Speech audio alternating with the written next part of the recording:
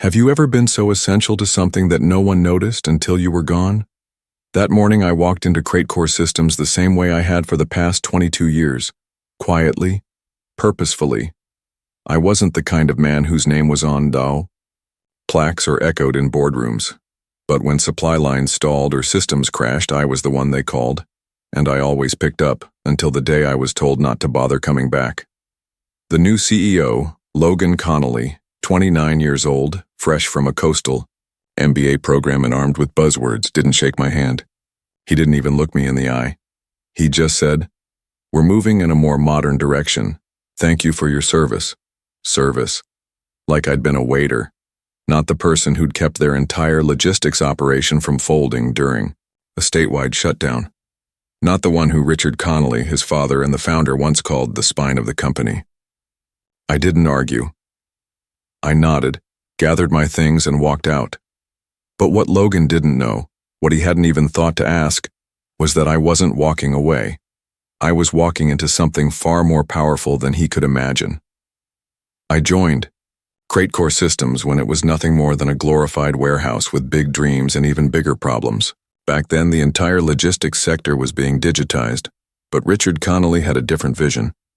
He believed in combining old-school operational discipline with smart, efficient technology, and he needed someone who understood how things moved in the real world, not just on spreadsheets. I was 38, recently laid off from a distribution plant that went under in a merger. No fancy degrees, just 20 years of hands-on experience and a reputation for keeping things running when others gave up. Richard didn't care about my resume. What caught his attention was a single sentence I said during our first interview. "The best systems in the world are worthless if no one respects how the people on the ground use them." He leaned back in his chair, smiled, and said, "You might be exactly who I'm looking for." Within 6 months, I was helping him restructure the flow of inventory, redesign warehouse layouts, and eliminate millions in waste. Within 2 years, I was overseeing the entire supply chain. By the time we crossed our first $100 million quarter, I was sitting in the executive suite. No title inflation, just VP of Operations, quietly running the beating heart of the company. But what mattered to me wasn't the title, it was the people. The floor managers, the tech crews, the drivers, I knew every one of them by name. I remembered whose daughter had leukemia, who was trying to put a brother through rehab, who needed Sunday shifts off for church. I'd covered holiday shifts myself more than once, not for credit, but because I knew how quickly good morale could erode under bad leadership. And Richard saw it all. He wasn't warm exactly, but he was wise. He knew what loyalty meant, and he returned it in kind. When my wife was diagnosed with early-onset Alzheimer's, he didn't wait for me to ask. He revised my schedule to give me 3 days a week, working remotely. When I told him I might need to step down, he said, "You don't step down, Elliot.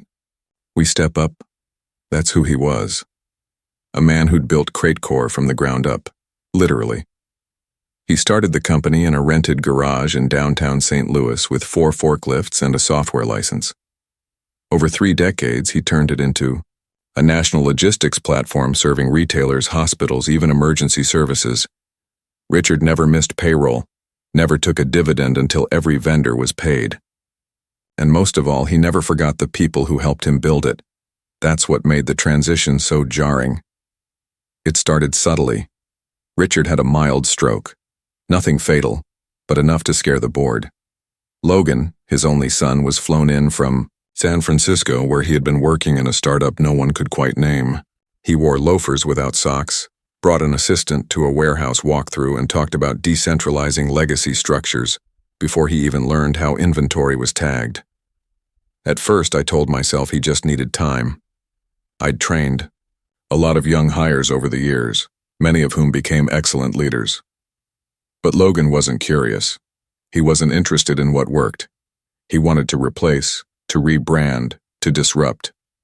His first move was to replace the existing project management software with something more scalable, even though the new platform crashed weekly and no one could reach tech support. The warning signs were there, and I ignored them. Richard had begun working from home more often, his energy lower, his voice weaker during calls. Once he said to me, "He's my son, Elliot. I want to believe in him." I understood. I was a father too. You want to see the best in your children, even if they're not ready for the roles they're stepping into. 3 months before I was fired, Richard officially stepped down, citing health reasons. Logan took over as CEO with a carefully staged photo op and a press release filled with buzzwords. I shook his hand that day. He looked right past me. Maybe he already knew, or maybe he just didn't care. The tone of meetings changed. The executive floor went from a space of collaboration to one of silent compliance. Veteran staff began disappearing. Logan stopped attending ops briefings. He built a separate analytics team that worked off-site and answered only to him. And in every hallway conversation, the same phrase started floating around: culture shift. Still, I stayed the course. I adjusted workflows, shielded my team from rash directives, and tried to hold the core of the company together while it began to fray around the edges. Until the morning I walked in, and Logan told me it was over. Domio. Day it happened, there was no warning. No call, no meeting invite. Just a message from HR to, "Please report to the executive conference room at 9 a.m. The tone was sterile, but something in the phrasing told me it wasn't going to be routine. I'd seen this before, twice in fact, when good people were let go by executives too cowardly to face them directly. I walked in to find Logan already seated at the head of the table, flanked by the new legal counsel he'd brought in 3 weeks earlier. Her name was Caitlin Pierce, early 30s, polished and icy. She didn't even pretend to hide the stack of pre-drafted termination documents sitting neatly in front of her. "Elliot," Logan said, not bothering to stand. "Thanks for coming, and this won't take long." He looked up briefly, but not at me, just through me. I sat down slowly, measuredly. I wasn't going to give him the satisfaction of looking confused. "We're restructuring the leadership model," he continued. "It's clear CrateCore needs to move in a direction that aligns with current market realities. We've identified areas of redundancy in our operational oversight." Redundancy. A word used by people who have never fixed a forklift by hand. At 2 a.m. Effective immediately, your position is being eliminated. We appreciate your years of service and wish you the best. I didn't speak. I didn't even blink. I just stared at him for a moment, long enough to make him shift slightly in his seat, then looked down at the folder Caitlin was now sliding toward me. "Should you choose to sign this release," she said, "we're offering a 3-month severance package." That's when I almost laughed. Not out loud, just that quiet internal kind of disbelief that comes when people who think they've outsmarted everyone forget to check the fine print. 3 months? I could practically hear Richard's voice in my head from 7 years earlier, after I'd salvaged a multi-million-dollar contract by rerouting all regional shipping during a blizzard that grounded half the Midwest. "You're the insurance policy this company doesn't even know it has," he'd said. And then he rewrote my contract. In it, there was a clause, buried deep in the legal language, crafted with his personal attorney and signed by the full board, that guaranteed me 2 years severance if I was terminated without documented cause. Not disagreement, not redundancy, not culture fit. Documented cause, as defined by performance metrics, written warnings, or conduct violations. I had none. I stood, picked up the unopened folder, and looked at Logan for the first time during the entire meeting. "I'll have my counsel review this," I said simply. "I assume legal will have the updated employment contracts on file?" Logan blinked. His eyes flicked toward Caitlin, who said nothing. It was clear neither of them had read the document. They hadn't even looked. They thought they could just sweep me aside like old paper. I walked out without another word, past employees who had once been my team, my people. Some lowered their heads. Others looked away. None of them said a thing. But they didn't need to. I could feel it in the air, confusion, fear, the dawning realization that something was unraveling. Back at my office, I packed slowly. I didn't slam drawers or throw things in a box. I removed everything with the same care I used to apply to shipping fragile medical equipment: precise, deliberate, respectful. On my desk was a photo of my daughter Harper, taken the day she left for college. She'd been the one to convince me to finally frame it. I wrapped it in my scarf before placing it in the box.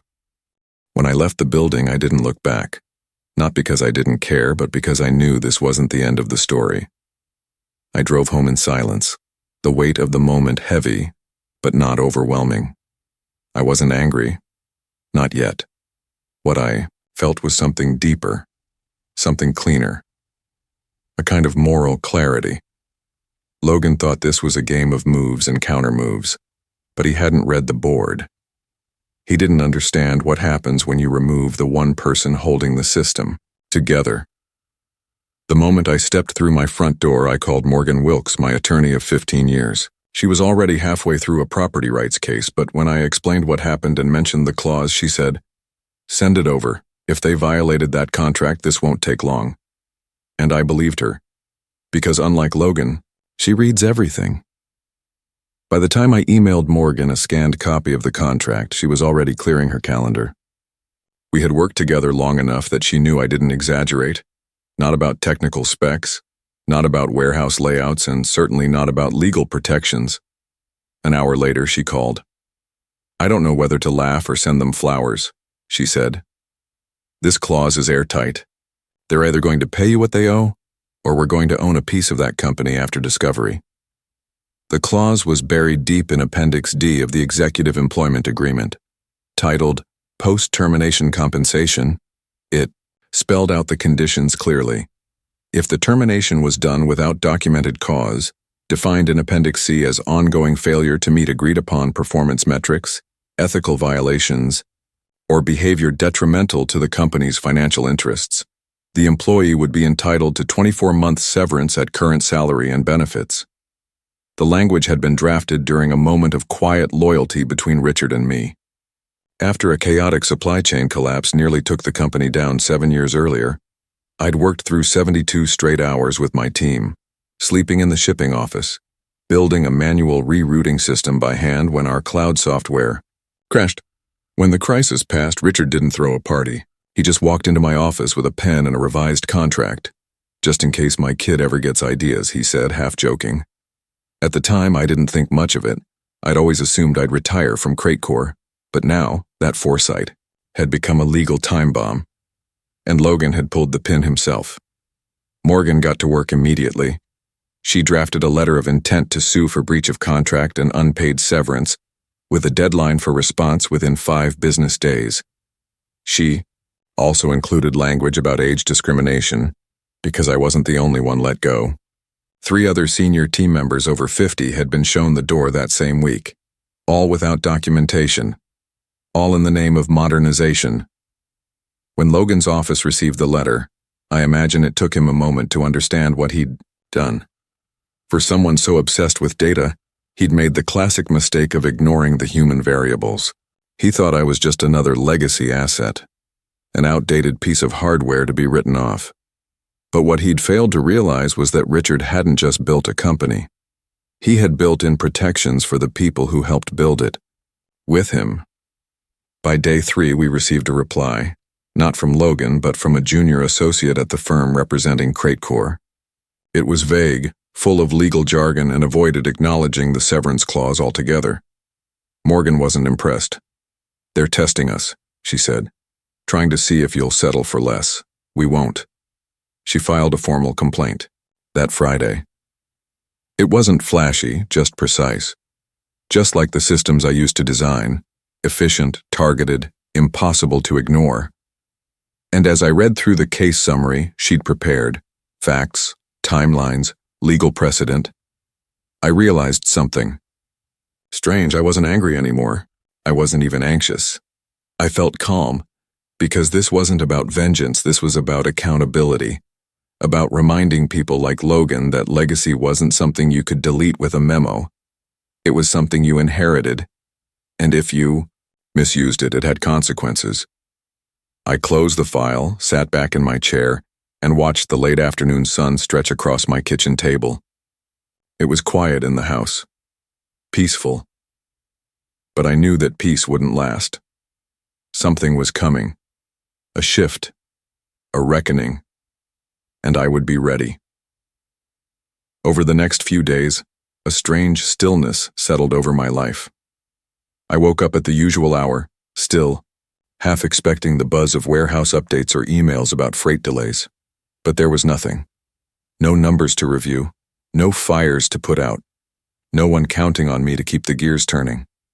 At first, I thought the silence might drive me mad. I wasn't built for idleness. My entire adult life had been spent solving problems in real time, balancing pressure with precision.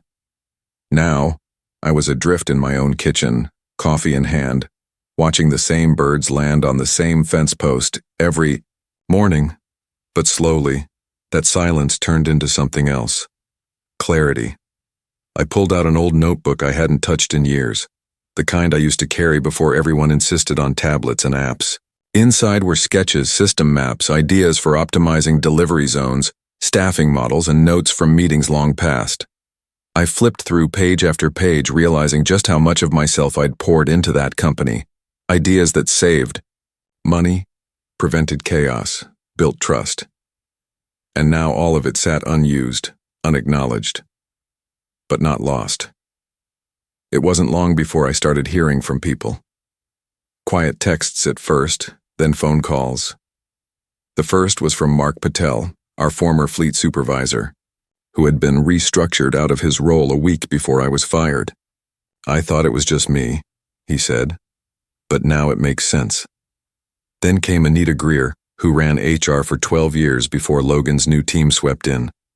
She'd seen my name in the internal announcement marked leadership transition. She wasn't surprised by the firing, but she was disappointed. You were the anchor, Elliot, she told me. Without you, the floor is already slipping.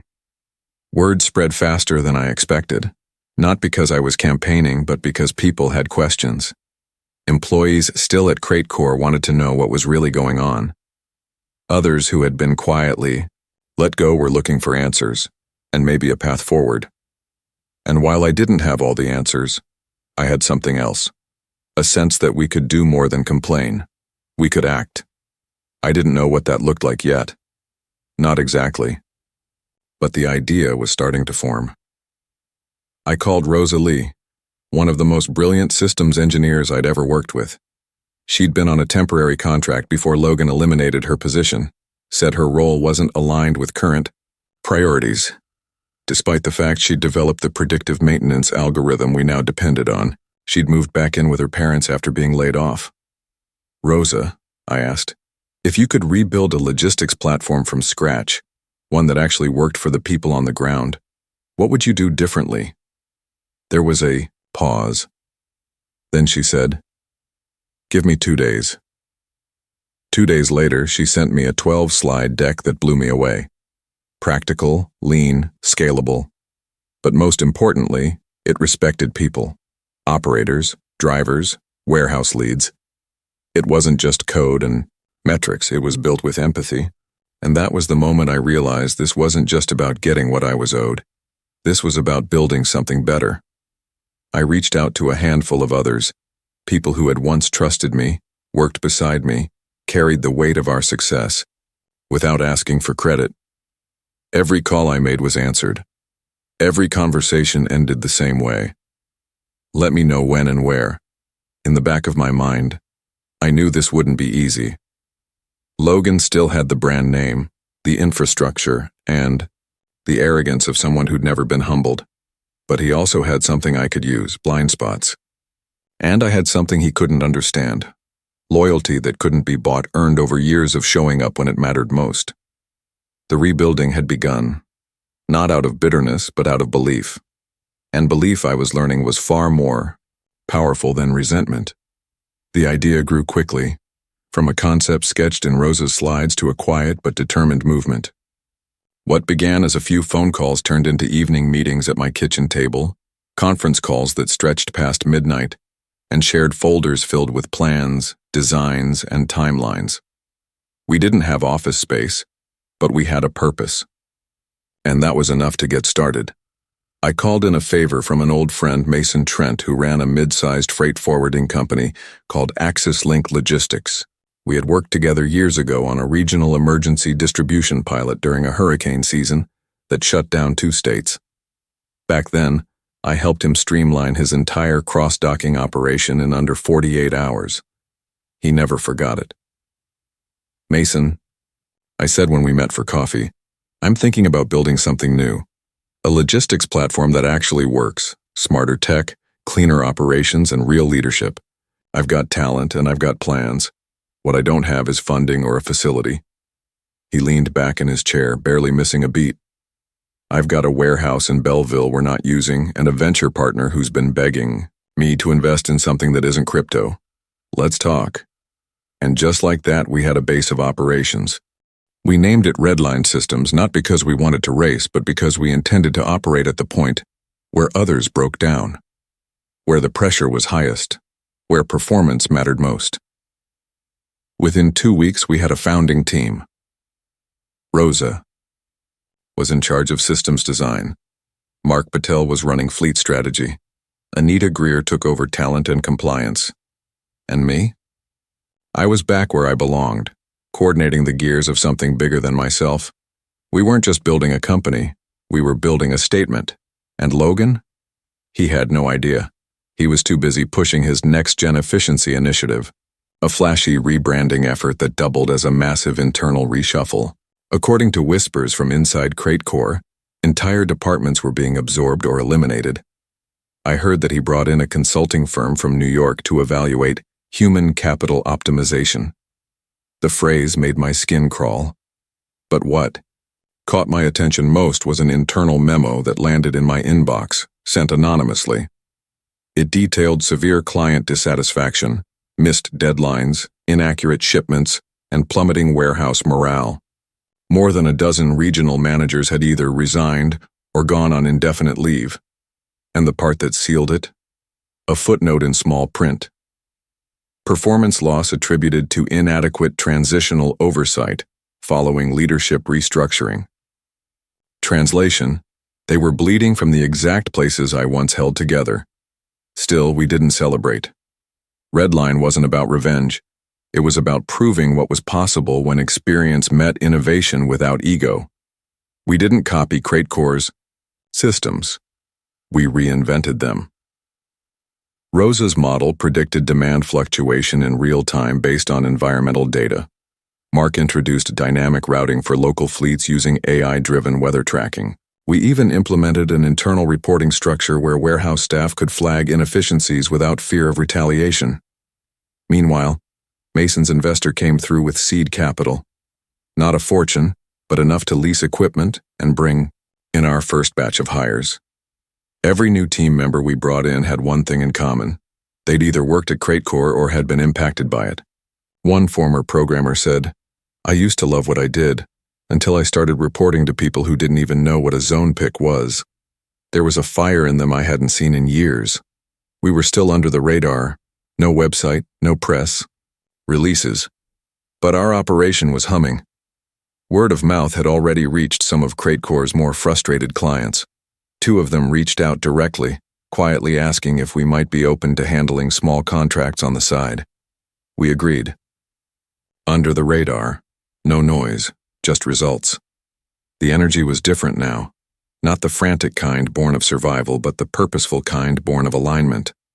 Everyone knew why they were here. Everyone understood what we were building, and most importantly, we all knew exactly what we'd left behind.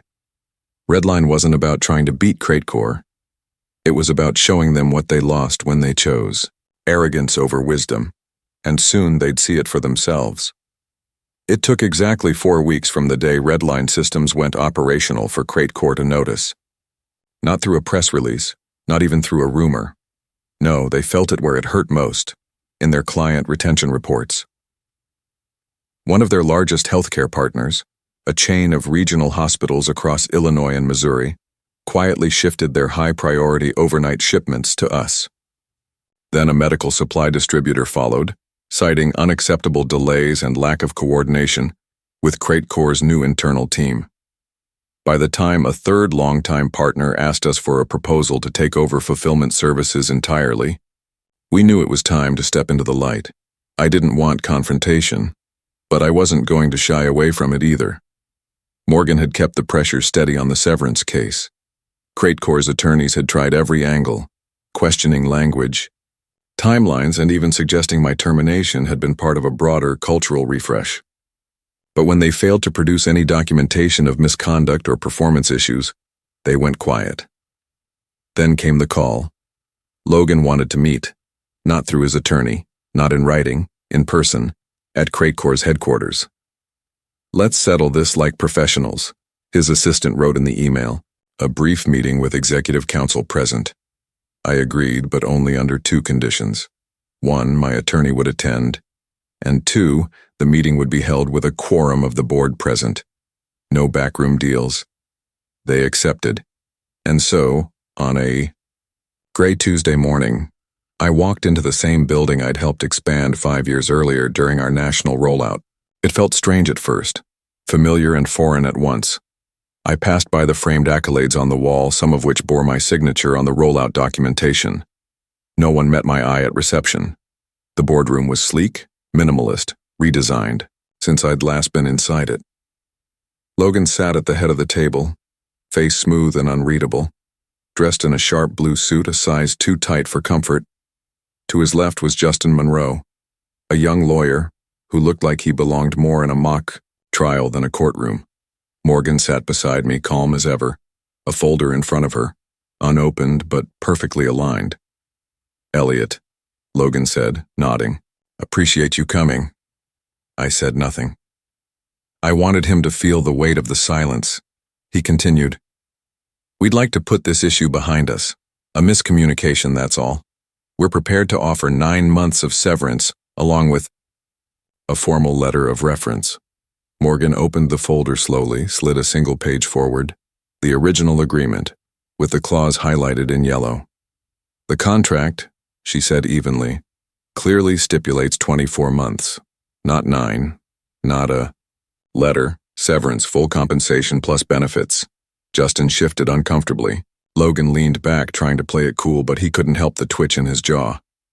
"Elliot," he said, turning his focus to me, "you're not the enemy here.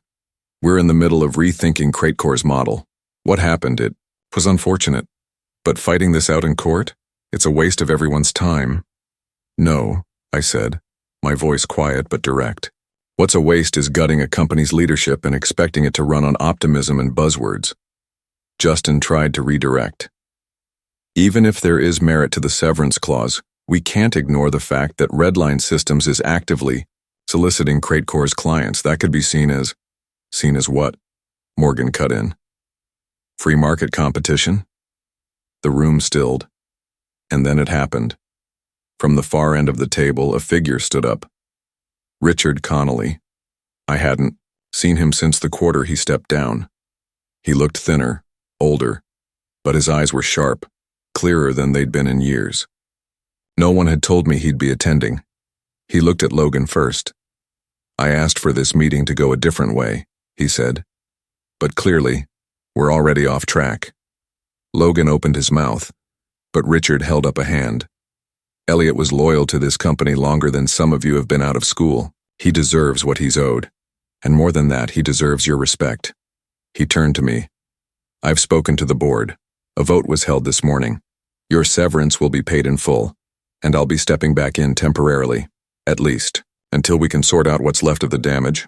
Logan's face drained of color. "You can't override me," he snapped. "I'm CEO." Richard didn't flinch. "You were. As of today, that's changed." Gasps echoed through the room. I stayed quiet. As Morgan collected our documents and we stood to leave, Logan tried one last line of defense. "This isn't over, Elliot. Whatever you think you've started with that little side project, it won't last." I turned to him, steady. "It's not a side project, Logan. It's a future built from everything you didn't value, and it's already outpacing you." Then I walked out. This time for the last time. I didn't celebrate after the boardroom. Not even when the funds hit my account. 24 months of severance, full benefits backdated, a letter from the board acknowledging the oversight. Morgan raised a glass at dinner. I thanked her, of course, but I didn't toast, because for me that moment wasn't a finish line. It was just a pivot point. The real play had been unfolding quietly, and Cratecore hadn't seen any of it coming. Redline. Systems was never designed to compete with Cratecore directly. Not at first.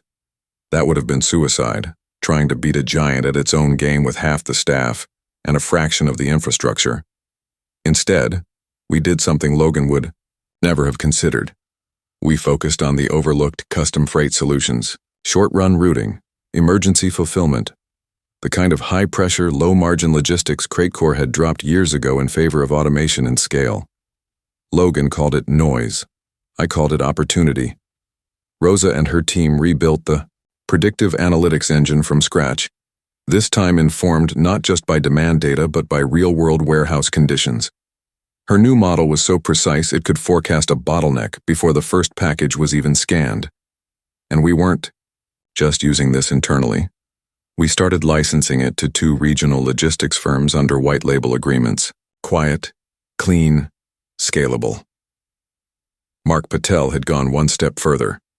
After meeting with a group of independent drivers who had been squeezed out by Cratecore's route consolidation, he proposed something bold.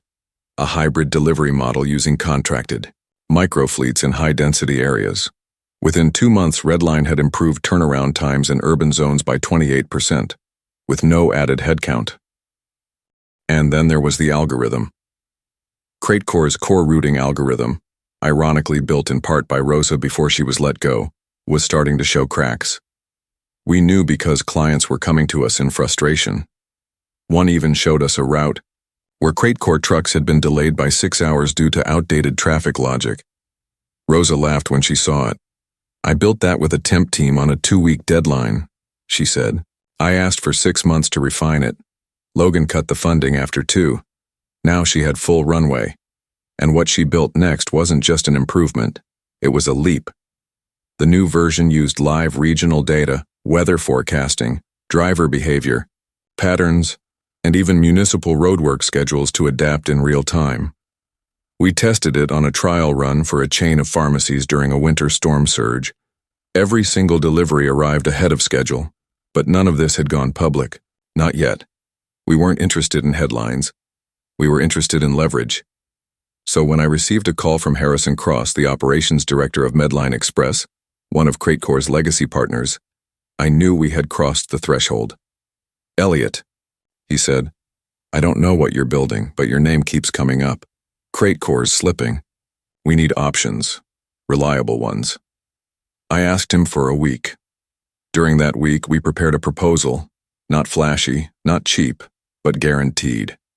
Real-time tracking, custom client dashboards, and operational support from people who had built entire logistics ecosystems from scratch. Harrison reviewed it in 2 days and scheduled a call with their executive team.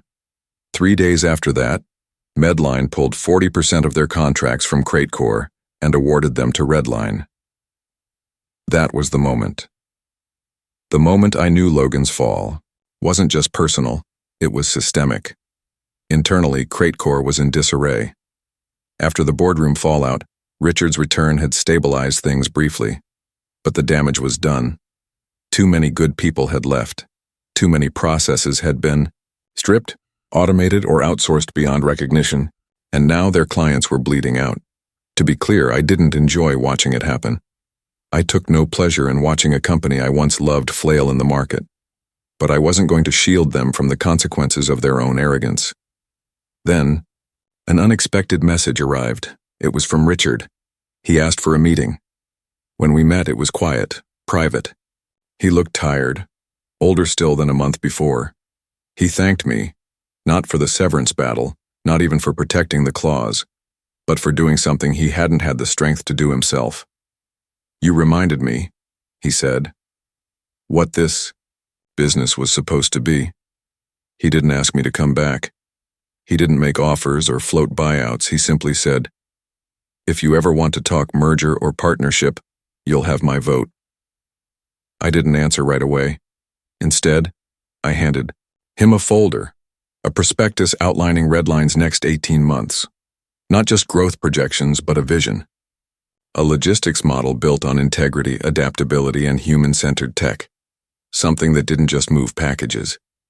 It moved people. He read through it carefully. When he finished, he looked up and said, "I never thought I'd say this, but I hope you win." I didn't need to. We already had. 6 months after the Medline contract, Redline Systems was no longer a secret. We weren't just the scrappy alternative anymore. We were a legitimate force. Word had spread across the logistics sector. The company built by the people CrateCore had discarded was outperforming them on every meaningful metric. Delivery accuracy, turnaround time, client retention, employee satisfaction. Redline didn't just edge them out. We redefined the benchmark. We'd expanded into 2 additional markets, Kansas City and Cincinnati, using a hub-and-spoke model that Rosa refined to minimize downtime and reallocation loss. We'd hired over 40 new staff, many of them former CrateCore employees who'd either been laid off or left voluntarily. We offered benefits CrateCore had stripped away, like guaranteed family leave, cross-skill training, and a quarterly bonus pool tied to operational KPIs. But more than that, we'd built a culture where experience wasn't seen as a liability.